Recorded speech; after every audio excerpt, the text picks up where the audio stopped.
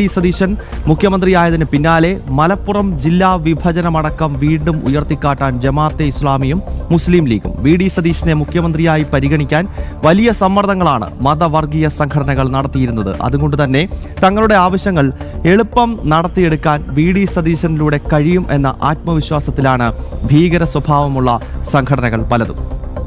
അനഘ ഹർഷനാണ് കോഴിക്കോട് നിന്ന് വിവരങ്ങളുമായി ചേരുന്നത്. അനഘ,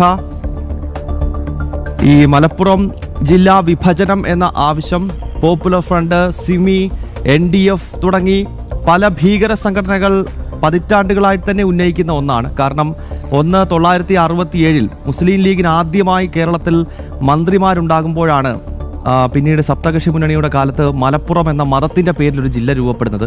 അപ്പോൾ അതേ മലപ്പുറത്തെ വിഭജിച്ച് മത അടിസ്ഥാനത്തിലുള്ള മറ്റൊരു ജില്ല എന്നതാണ് ഈ ഭീകര സംഘടനകൾ സിമിയും NDFും ഒക്കെ വർഷങ്ങൾക്ക് മുമ്പ് ഈ ആവശ്യം മുന്നോട്ട് വെച്ചു. അന്ന് ഭീകര സംഘടനകൾ മുന്നോട്ട് വെച്ച ആവശ്യം ഇപ്പോൾ മുസ്ലിം ലീഗ് കൂടുതൽ കടുപ്പിക്കുകയാണ്. അപ്പോൾ ചരിത്രത്തിൽ മുസ്ലിം ലീഗിന് ഏറ്റവും കൂടുതൽ MLA-മാരുള്ള ഒരു നിയമസഭയാണ് 16ാം നിയമസഭ കടന്നു വരാൻ പോകുന്നത്. അപ്പോൾ ഡി സതീശനിലൂടെ മലപ്പുറം വിഭജനം യാഥാർത്ഥ്യമാക്കും എന്ന നിലപാടാണോ തീവ്ര ഇസ്ലാമിസ്റ്റുകൾ ഇപ്പോൾ വ്യക്തമാക്കുന്നത്?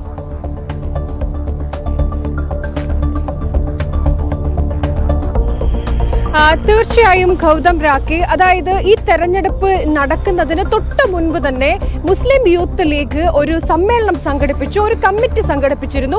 ഈ കമ്മിറ്റിയിൽ PMS സലാം, അതുപോലെ തന്നെ പാണക്കാട് സാദിഖ് അലി ശിഹാബ് തങ്ങൾ, അങ്ങനെ മുസ്ലിം ലീഗിന്റെ സമുന്നതരായിട്ടുള്ള നേതാക്കളൊക്കെ ഈ മീറ്റിംഗിൽ അല്ലെങ്കിൽ ഈ പരിപാടിയിൽ പങ്കെടുത്തിട്ടുണ്ടായിരുന്നു.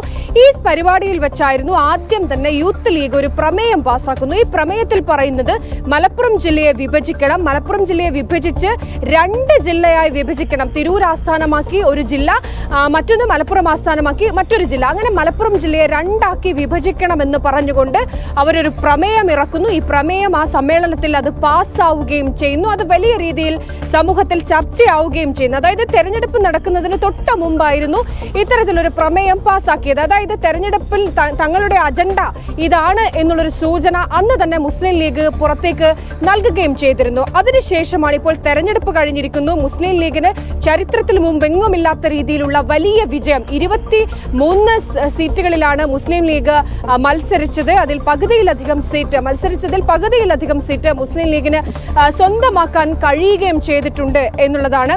അങ്ങനെ നോക്കുമ്പോൾ മുസ്ലിം ലീഗ് ആദ്യഘട്ടത്തിൽ തന്നെ മുന്നോട്ട് വെക്കുക മലപ്പുറം ജില്ലാ വിഭജനം അത് നടപ്പിലാക്കുക എന്ന് തന്നെയായിരിക്കും. ഇതിലൊരു വിചിത്ര സ്വഭാവം അല്ലെങ്കിൽ ഇതിലൊരു അസ്വാഭാവികത ഉള്ളത് എന്ന് പറയാൻ മലപ്പുറം ജില്ല വിഭജിക്കണമെന്ന് പറഞ്ഞുകൊണ്ട് ആദ്യഘട്ടത്തിൽ രംഗത്ത് വന്നത് SDPI എന്ന മതവർഗീയ സംഘടനയായിരുന്നു. അതിന് തൊട്ട് പിന്നാലെ ജമാഅത്തെ ഇസ്ലാമി എന്ന മതമൗലികവാദ സംഘടന കൂടി മലപ്പുറം ജില്ലയെ വിഭജിക്കണമെന്ന് പറഞ്ഞുകൊണ്ട് സമൂഹ മാധ്യമങ്ങളിൽ വലിയ ആഹ്വാനം നടത്തി. അതിനുശേഷം ഇപ്പോൾ മുസ്ലിം ലീഗ് കൂടി മലപ്പുറം ജില്ലയെ വിഭജിക്കണമെന്നൊരു ആവശ്യം, ഒരു അജണ്ട സെറ്റ് ചെയ്ത് മുന്നോട്ട് വരികയാണ്. കൃത്യമായി തന്നെ ഇത്രയധികം ബഹുഭൂരിപക്ഷം തങ്ങൾക്കുള്ളത് കൊണ്ട് തന്നെ മുസ്ലിം ലീഗ് തങ്ങളുടെ ഈ ഒരു അജണ്ട നടപ്പിലാക്കാനുള്ള ശ്രമമായിരിക്കും അവർ നടത്തുക. അതിനുവേണ്ടി തന്നെയാണ് ഡി സതീശനെ മുഖ്യമന്ത്രിയാക്കണമെന്ന് വലിയ രീതിയിലുള്ള സമ്മർദ്ദം മുസ്ലിം ലീഗിന്റെ ഭാഗത്തു നിന്നുണ്ടായിട്ടുള്ളത്. ജമാഅത്തെ ഇസ്ലാമിയുടെ ഭാഗത്തു നിന്നും SDPയുടെയും വെൽഫെയർ പാർട്ടിയുടെയും ഭാഗത്തു നിന്നൊക്കെ ഉണ്ടായിരിക്കുന്നത്. ഒരു തരത്തിൽ ഇവരുടെ ഈ സമ്മർദ്ദത്തിന് വഴങ്ങിപ്പോലുമാണ് ഹൈക്കമാൻഡ് ഡി സതീശനെ മുഖ്യമന്ത്രിയായി പ്രഖ്യാപിച്ചത് പോലും. അതുകൊണ്ട് തന്നെ തങ്ങളുടെ കയ്യിലുള്ള ഒരു പാവയായി ഡി സതീശനെ ഉപയോഗപ്പെടുത്താൻ കഴിയുമെന്നൊരു ആത്മവിശ്വാസം മുസ്ലിം ലീഗിനും മറ്റ് മതവർഗീയ സംഘടനകൾക്കും ഒക്കെ തന്നെ ഉണ്ട്. അതിനവർ എടുത്തു പറയുന്ന ഒരു കാര്യം എന്ന് പറയുന്നത് ഡി സതീശൻ നടത്തിയ ചില പ്രസ്താവനകളാണ്. അതായത് ജമാഅത്തെ ഇസ്ലാമി എന്ന മതേതരത്വം, ജനാധിപത്യം, സോഷ്യലിസം ഇതെല്ലാം സമൂഹത്തെ ബാധിക്കുന്ന ക്യാൻസർ ആണ്, മതരാഷ്ട്രവാദികളാണ് എന്നൊക്കെ തന്നെ എഴുതിപ്പെട്ട ഭരണഘടന ഉള്ള ജമാഅത്തെ ഇസ്ലാമി, ഈ ജമാഅത്തെ ഇസ്ലാമി അവരുടെ പഴയ നിലപാടുകൾ തിരുത്തി എന്ന് പറഞ്ഞുകൊണ്ട് അവരിപ്പോൾ മതേതരവാദികളാണ് എന്ന് പറഞ്ഞുകൊണ്ട് ആദ്യത്തിൽ തന്നെ പ്രസ്താവന ഇറക്കിയത് ഡി സതീശനായിരുന്നു.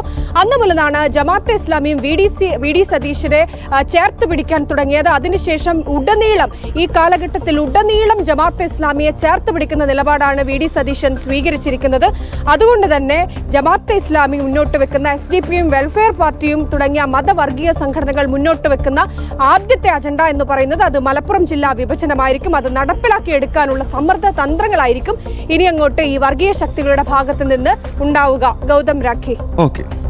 ഓക്കെ അനഘ, വളരെ അതായത് ഗൗതം, ഈ സീനിയോറിറ്റിക്കൊക്കെ കോൺഗ്രസിൽ പുല്ല് വിലയാണ് എന്നുള്ളത് ഇന്നലെ എന്താണ് തെളിഞ്ഞു കഴിഞ്ഞു അല്ലെ? കാരണം ന്യൂനപക്ഷ അജണ്ട ചില ലക്ഷ്യങ്ങളുണ്ട്, അതിനു വേണ്ടിയിട്ട് സതീഷിനെ മുഖ്യമന്ത്രിയാക്കുന്നു. അതിനപ്പുറം സീനിയോറിറ്റിയും ഇല്ല, ഒന്നുമില്ല. അത് തന്നെയാണ് മുസ്ലിം ലീഗിന് പൂർണ്ണമായി കീഴടങ്ങുന്ന ഒരു രാഷ്ട്രീയ സാഹചര്യം കോൺഗ്രസിന് ഉണ്ടാവുകയാണ്. പ്രിയപ്പെട്ട പ്രേക്ഷകർ ഓർക്കേണ്ടത് 1960 ആദ്യമായി ഐക്യ കേരളത്തിൽ കോൺഗ്രസിന് ഭരണം കിട്ടുമ്പോൾ അന്ന് ആ മന്ത്രിസഭയിൽ മുസ്ലിം ലീഗിനെ കോൺഗ്രസ് എടുത്തിരുന്നില്ല. കാരണം മുസ്ലിം ലീഗ് ഒരു വർഗീയ പാർട്ടിയാണ് എന്ന നിലപാടായിരുന്നു അന്ന് കോൺഗ്രസിനുണ്ടായിരുന്നത്.